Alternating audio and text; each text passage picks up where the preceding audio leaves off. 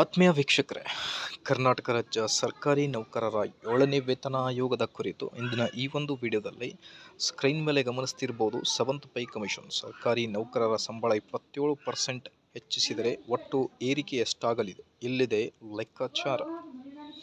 ಮಾಹಿತಿಯನ್ನು ಸ್ಟಾರ್ಟ್ ಮಾಡೋಣ. ಅದಕ್ಕಿಂತ ಮುಂಚೆ ಪ್ಲೀಸ್ ವೀಕ್ಷಕರೇ, ದಯವಿಟ್ಟು ವಿಡಿಯೋನ ಲೈಕ್ ಮಾಡಿ, ಯೂಟ್ಯೂಬ್ ಚಾನಲನ್ನು ಕೂಡ ಸಬ್ಸ್ಕ್ರೈಬ್ ಮಾಡಿಕೊಳ್ಳಿ.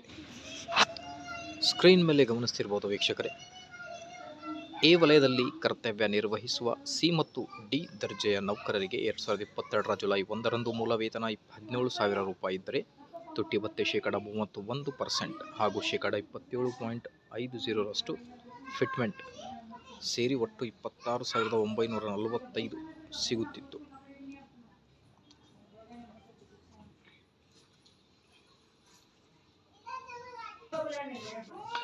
ಇನ್ನು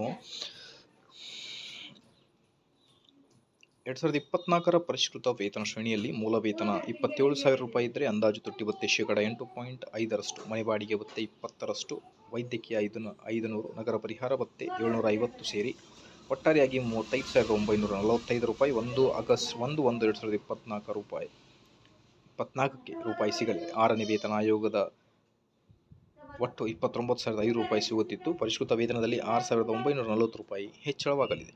ಅದೇ ರೀತಿ ಎ ವಲಯದಲ್ಲಿ ಕಾರ್ಯನಿರ್ವಹಿಸುವ ಎ ಮತ್ತು ಬಿ ದರ್ಜೆ ನೌಕರರಿಗೆ 2022ರ ಜುಲೈ 1ರಂದು 17,000 ರೂಪಾಯಿ ವೇತನ ಇದ್ದರೆ ಶೇಕಡ 31ರಷ್ಟು ತುಟ್ಟಿ ಭತ್ಯೆ 27.50ರಷ್ಟು ಫಿಟ್ಮೆಂಟ್. ಈ ಥರ ವಲಯವಾರು ಇನ್ಫಾರ್ಮೇಷನ್ ಆಗಿರುತ್ತೆ. ಸ್ಕ್ರೀನ್ ಮೇಲೆ ಗಮನಿಸ್ತಿರ್ಬೋದು. ಇದೇ ಥರ ಎಲ್ಲ ಇನ್ಫಾರ್ಮೇಷನ್ಗೋಸ್ಕರ ಲೈಕ್, ಶೇರ್ ಆ್ಯಂಡ್ ಸಬ್ಸ್ಕ್ರೈಬ್.